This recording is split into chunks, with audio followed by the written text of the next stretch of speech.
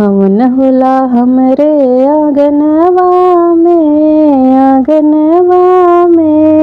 आवा अम्बे मैया भवनवा में। हवन होला हमरे आंगनवा में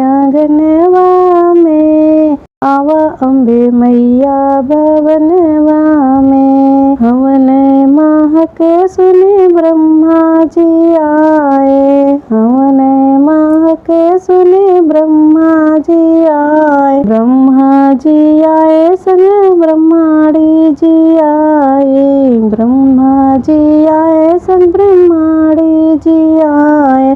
सृष्टि चलावे आंगनवा में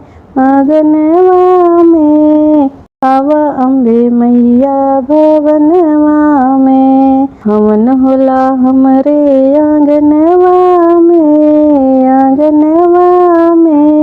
आवा अम्बे मैया भवनवा में। हवन महक सुनि शंकर जी आए, शंकर जी आए संग गौरा जी आए। डमरू बजावे आंगनवा में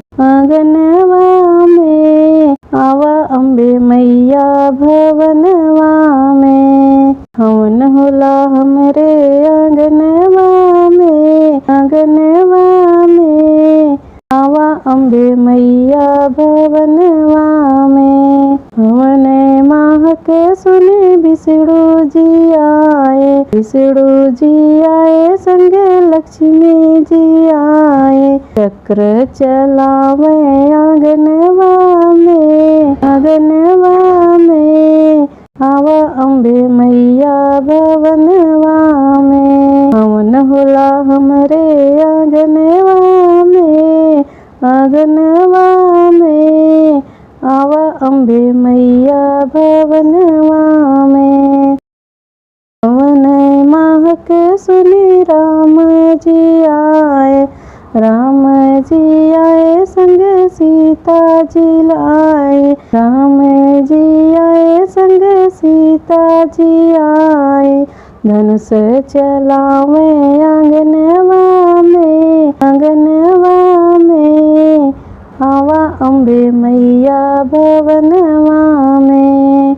हवन होला हमरे आंगनवा में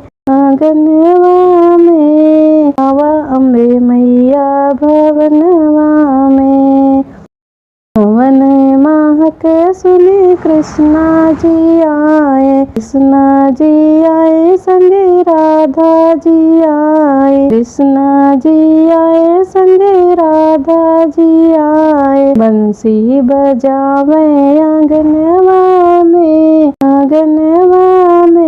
आवा अम्बे मैया भवनवा में।